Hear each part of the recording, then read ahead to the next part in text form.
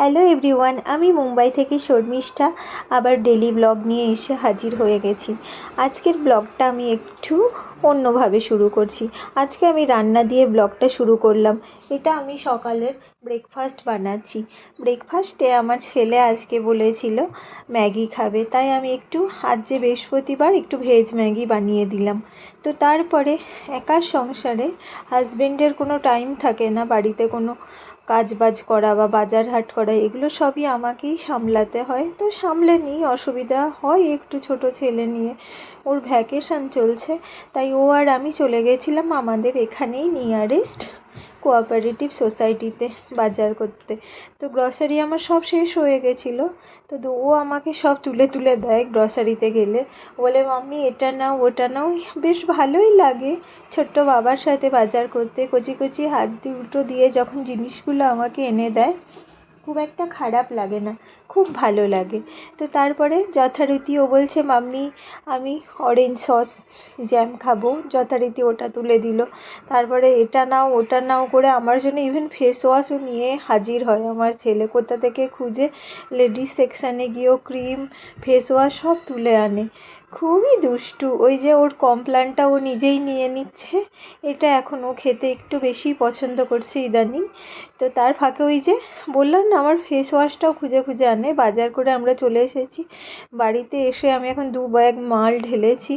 এই এত সব কিছু আমাকে আবার গোছগাছ করতে হবে। তার ফাঁকে আমার আবার লাঞ্চও আজকে বানানো হয়নি। সব দিকটা নিয়ে আমি আজকে হিমশিম খেয়ে গেছি, তবুও তো সামলাতে হয়ই নিজেকেই। আজকে দিনটা ছিল আমার খুব কর্মব্যস্ততা, যেহেতু কাল থেকে ছেলে স্কুল খুলে যাবে, আমি আর এইসব দিক দেখার অতটা টাইম পাবো না। ওকে স্কুলে দিয়ে আসা নিয়ে আসা, এগুলো আমার অনেক কাজ থাকবে। তো যথারীতি এই কাজগুলো আমি প্রতিটা জিনিসকে পাটে পাটে গুছিয়ে রাখছি। গুছিয়ে টুছিয়ে রেখে আমি আবার লাঞ্চটা বানাবো। লাঞ্চে আমি আজকে খুবই সিম্পল বানিয়েছিলাম, ওটার আর আমি ভিডিও করার টাইম পাইনি। আমি বানিয়েছিলাম সয়াবিনের ঝোল আর একটা ভাজা ভেজে নিয়েছিলাম। সয়াবিন পেলে আমার ছেলে আর কিছু চায় না, বিন্দাস খেয়ে নেয়। এই যে সমস্ত গুছিয়ে গাছিয়ে নিয়ে এবার আবার আমার ছেলের 5টা থেকে ছিল ওর হিন্দি ক্লাসে, আজকে নিউ ইয়ার পার্টি ছিল, ওখানে আবার আমি ওকে নিয়ে যাচ্ছি। তো রান্না বান্না করে খেয়ে স্নান টান করে পুজো টুজো করেই আমি আবার ওকে নিয়ে চলে যাচ্ছি। তো আমরা বিল্ডিংয়ে লিফটে গল্প করতে করতে যাচ্ছি। বাবা কেমন লাগবে, বলছে খুব মজা হবে মা। তো এই যে যথারীতি এখান থেকে একটু 5 মিনিটের ওয়াকিং ডিস্টেন্সে আমরা এবার হেঁটে চলে যাব দুজনে। আমাদের বিল্ডিংয়ের সামনে দিয়ে একটা শর্টকাট রাস্তা আছে, ওখান দিয়েই যাচ্ছি। আমার ব্লগটা আপনাদের যদি ভালো লাগে তাহলে আমি ভবিষ্যতে আরও অনেক নতুন নতুন ব্লগ বানাবো। আপনারা যদি একটু সাবস্ক্রাইব করেন, পাশে থাকেন। তারপরে আবার পার্টি থেকে এসে আবার যথারীতি রাতের প্রস্তুতি চলছে। রাতের নয়, সন্ধ্যের দিকে স্ন্যাক্সের জন্য আমি একটু মাখনাকে ঘি দিয়ে ফ্রাই করে নিচ্ছি। এটা আবার আমার ছেলে, আমি বা আমার হাজব্যান্ড সবাই খেতে খুব ভালোবাসি। খুব ভালোই লাগে চায়ের সাথে। ও এক্সারসাইজ ক্লাস থেকে আসবে সন্ধ্যে 7:30টার দিকে, তখন ওটা আমি ওকে দেবো, সেই জন্য আমি এটা আগে থেকেই গরম করে রাখছি।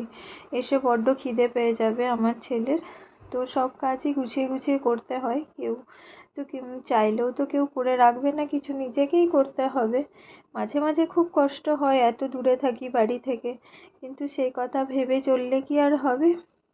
নিজেকেই করতে হবে, এখন বুঝে গেছি। তাই যেটুকু যেরকম পারি ভালো করে চেষ্টা করি করার। আর আমার ছোট্ট সোনাকে আমি সব সময় চাই ও যেন কোনো কষ্ট না পায়।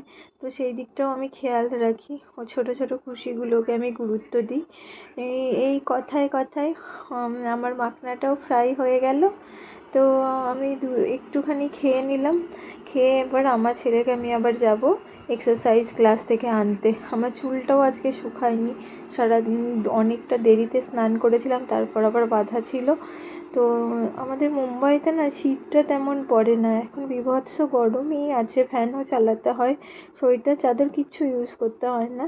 ভালোই লাগে, কিন্তু মাঝে মধ্যে সেই বাড়িতে সোয়েটার চাদর পরে লেপ ঢাকা নিয়ে শুয়ে থাকা, সেগুলোকে মিস করি। ভালো লাগলে সবাই পাশে থাকবেন, লাইক করবেন। বাই বাই, নেক্সট দিন আসবো।